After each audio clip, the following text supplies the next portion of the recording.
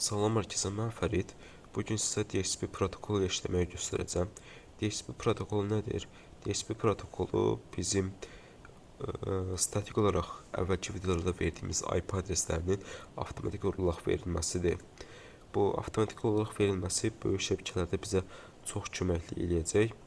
Bu köməklik sayəsində də biz yalnızca DHCP IP configuration hissəsini seçərək cihazlara avtomatik olaraq IP adres vermiş olacaq.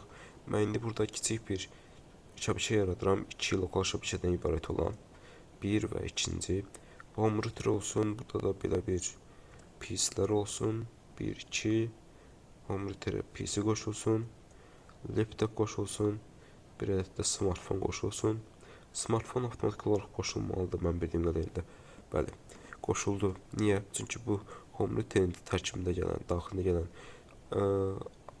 necə deyim, bu SSID-lər və parollar default olaraq gəlir. Onlar heç bir dəyişiklik olunmayıbdır. Ona görə bu da ki avtomatik olaraq qoşulur. İndi bunları əlaqələndirməklə başlayaq bu sistemi.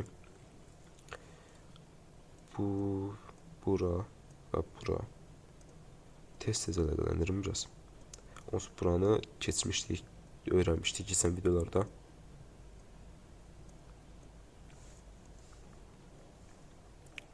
Burada portları dəyişək, gigabitə çevirək. Çünki fast internetdən sürət fərqi olur. İndi burada gördüyüm kimi biraz qabacaq. Bütünlər bir xətt statusları yaşıl oldu. Ancaq router qırmızı hələ ki, bunun səbəbi router konfigurasiya eləməli olduğumuzdur. Neyniyək? Bu hissəyə verək. Əvvəlcə planlamaqla başlayaq. 192.168.1 IP adresinin sol tərəfə, sağ tərəfə 192.168.2.1 default gateway adresi olaraq verəcək. Routerimizə gəlirik. Burada biz əvvəlcə interfeyslə işləyirdik. Gəlin indi belə bir şey deyək. CLL komandası ilə burada işləyək. Deməli, Ctrl-Z çıxaq buradan, routerimiz hazır haldadır. Gəlin router söndürək, yandıraq, lap sıfırdan necə eləmək olduğumuzu göstərim. Burada routerimiz booting edir, özü burada işlək vəziyyətə gəlmək üçün hazırlanır. Biraz gözləyək, bu hazır vəziyyətə gəlsin.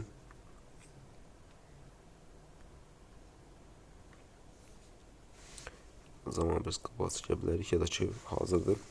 No dedik burada, enter'ə bastıq və burada artıq interfeysə daxil olduq. Neyniyək? Enable yazaq, router aktiv halda gətirək. Biz neyniyəcək indi? Configure terminal configure terminal hissəsinə keçdik. Burada neyniyəcək? Deməli, gigabit Ethernet portumuzdur, soldakı 000. Bunu çevirəcək, daha doğrusu konfigurasiya edəcək, IP adres verəcək. Neyniyək? Deməli, burada edəcək, interfeysinə daxil olaq, interfeys gigabit Ethernet 0.0/0/0 daxil olduq. Burada IP adres verək 192.168.1 və default gateway'imizə verək 255.255.255.0. Bunu verdikdən sonra biz artıq no shutdown komandası ilə bunu yada saxladıq.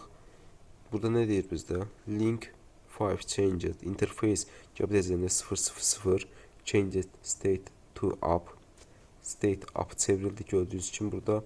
Line protocol on interface gigabit changed state to up. Protokolumuz da up haldadır artıq. Neyniyək? Buradan sağ tərəfdə eyni qaydada konfigurasiya edək. Deməli, interface yox, birinci konfigurasiya moduna gələk. Configure terminal sonra interface gigabit Ethernet nədir burada? 0/0/1 girdik bura. Bura IP adresi. Deməli, nə verək? 192.168.2.1 və 255.255.255.0. Enter elədik. No shutdown deyirik. Shutdown deyirik. Hazırda status up halı gəldi. Bu artıq işləməlidir. Gözləyək biraz. Bu yaşıl olsun. Oldu. İndi kompüterlərimizin heç bir IP adresi olmadığından bu IP adreslər üzərində işləyək. Bunları DHCP protokolunun aktiv gələ biləcəyi şəkildə konfigurasiya edək.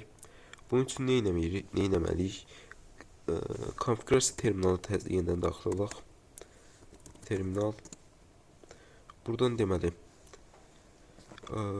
IP DHCP pool nədir? IP DHCP protokolu üçün hovuz yaradırıq və bu hovuza indi bir ad verək.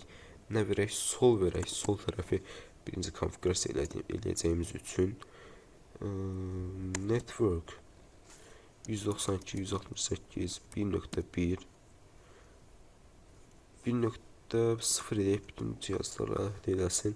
1.0 255.255.255.0 enter. Default gateway'imizi hazırlayaq. 192 dəqiqə 168.1.1 DNS serverdə siz əlavə edə bilərik. Məsələn, Google'un DNS serverini əlavə edək.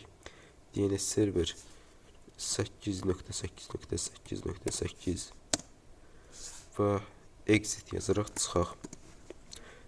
Daha sonra sağ tərəfi, sağ IP, sağ hissəni DHCP protokolu üçün hazır vəziyyətə gətirək. Neyinəyə burada? Deməli, IP DHCP pool sağ deyək. Və burada network deyək. 192.168.2.0 və 255.255.255.0. Bunu verdik. Default gateway adresi verək.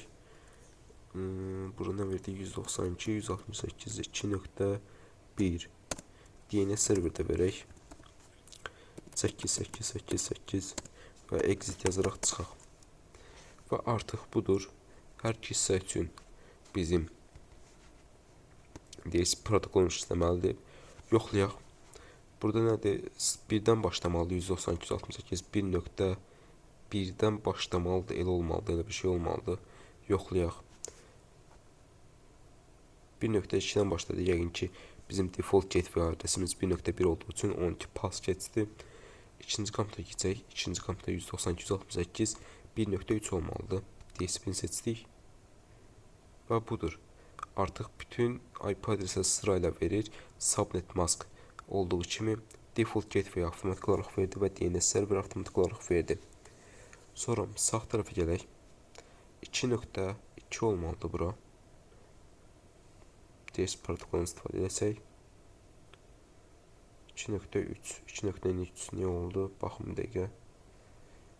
Bildim 2.3 niyə oldu? Burada deməli bağlayaq bunu. 2.3'ü 2.1 oldu bizim default gateway adresimiz və 2.2'ni burada home router'a vermişik. Bir də ki, belə bir şey göstərelim. Burada məsələn kompüterlər üçün DHCP seçsək, bizim quraşdırdığımız DHCP protokoluna uyğun gəlməyəcək. Yoxlayaq. Gəlmədi, qəribə bir bizə uyğun olmayan, yaratdığımız protokola uyğun olmayan bir IP adres gəldi və amma ki, burada deyir ki, request successful. Bu niyə belə oldu? Bu DHCP adresləri routerdən götürür. Router bunlar üçün lokal bir IP adresi verir və bu adres vasitəsilə cihazlar necə deyim, internet şəbəkəyə qoşulur.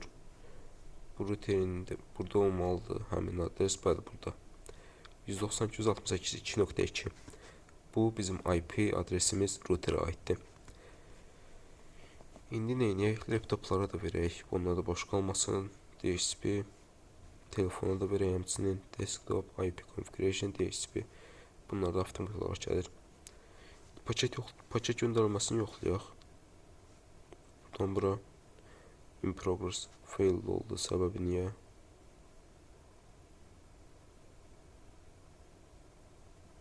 Gəldi routerə, switch'e gəldi, geri qayıtdı. Successful oldu, yenə eyni xətalardan biri ilə qarşılaşdıq. Bunun xətanın niyə baş verdiyini bilmirəm. Ümidvaram ki, bunun da həllini taparam və sizə də bildirərəm. Yoxlayaq, digər paket gedib çatırmı? Çatmadı.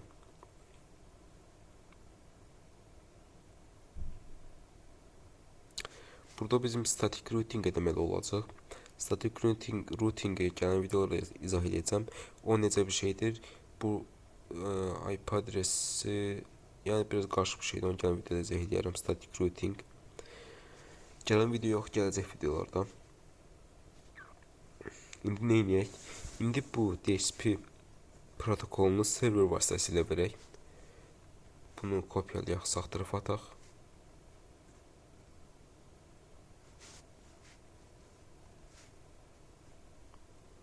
Bizim olsun ikinci bir şəbəkəmiz.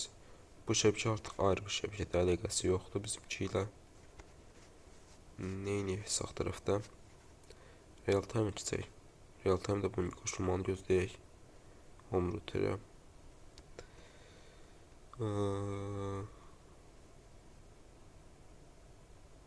Deməli, biz burada yaratdığımız DHCP protokollarını təmizləyək. Nə qoymuşduq adlarını? Sağ və sol. Neyini? Configure terminal. Yox, configure. Enable eləməmişik. Enable. Configure terminal. Buradan neyinək? No IP DHCP pool sağ deyək və sol deyək. Artıq heç bir DHCP protokolumuz aktiv deyil. Buradan yoxlayaq. Static yeniden DHCP. Fail ya da timeout gələcək burada. DHCP failed verdi və qəribə bir default IP adres verdi burada. Bunun indi nə edəcəyik? Biz serverlər vasitəsilə DHCP protokolunun verilməsi ilə məşğul olacaq. Burada bir və burada digər bir serverlə quraşdıraq. Bu serverləri bizim switchlərimizlə əlaqələndirək. Fast Ethernet, Gigabit Ethernet, yeniden Fast Ethernet və Gigabit Ethernet. Burada bir mənfi tərəf nədir? Serverlər üçün də biz əlimizdən statik olaraq IP adres verməliyik. Deməli, default gateway'imiz olsun 192.168.1.1. Bu oldu bizim default gateway adresimiz. IP adresimiz 192.168.1.2 deyək. Oldu. DHCP protokolunu aktivləşdirmək üçün gəlirik serverə. Yuxarıdan servislər və solda gördüyümüz kimi bir neçə protokollar var. Burada DHCP protokolunu görə bilirik. Həmçinin digər protokollarla işləyə biləcək gələcəkdə. Bizə bu videoda DHCP lazımdır. DHCP bu serverlə işləmək daha asandır. Göstərilir pool name'imiz biz bayaq sağ və yaxud sol demişdik. Default gateway'imiz 192.168.1.1. DNS server qoyaq 8888. Bir də ki belə bir şey var, start IP adres. Bunu verək, məsələn 10-dan başlayacaq IP adreslər. Subnet maskımız hazır. Bu TFTP serverlə VLC serverlər özü qalsın 0. Bunlarla işləmir elə ki. Save edək. Server name cannot be modified or edited. New. Bu ad dəyişmiş deyə save eləyəndə yeni bir pool yarattı. Bu böyük bir problem deyil. Neyini server pool. Okey. So. İndi işləməlidir bizim DHCP protokollarımız. IP config gələk. Static DHCP və budur. Azternet təzən silək açaq yenidən. 1.5 oldu.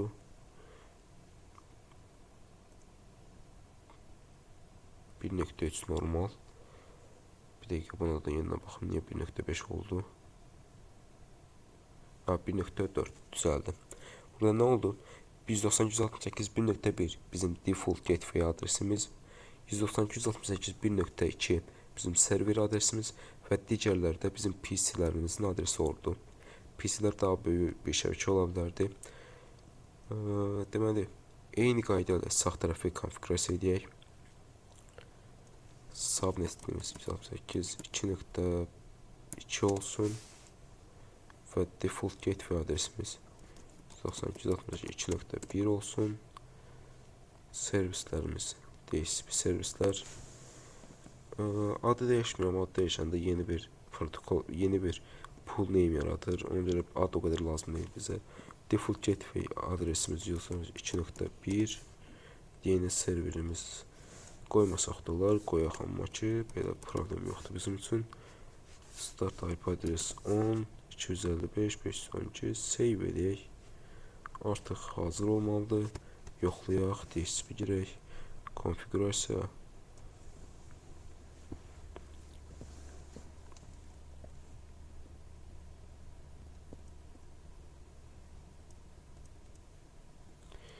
Niyə işləməkdən baxıram indi? Request-nə IP adres failed. Niyə? Çünki bunu 10 eləməmişik. 10 eləmədiyimiz üçün işləmədi. Yenidən yoxlayaq. Static DHCP oldu.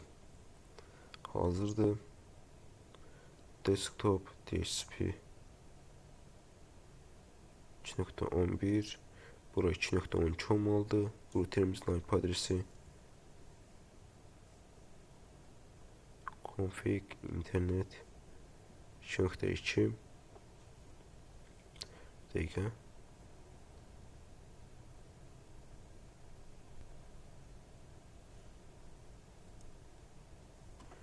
Bir zaman çək qabağa. Bu niyə bura qoşulubdu bilmədim. Aha, 2.12 oldu. Deməli, bu videoda sizə server və routerdə konfigurasiya eləyərək DHCP protokollarının yaradılmasını izah elədim. Bunu çəkək, bura öz yurduna qayıtsın. Bu qədər DHCP protokollardan onu deyə bilərəm ki, router daxilində olan cihazlar routerin DHCP protokoluna tabidir. Router isə bizim server və yaxud router home routeri. Bunu home router olaraq adlandırmışdıq. Home routerimizin tabeyində olan cihazlar home routerin DHCP protokoluna, bu home router isə bizim əsas routerimizin DHCP protokoluna tabi olur. Bu videoluk bu qədər. Gələn videoda görüşənəcək. Sağ olun.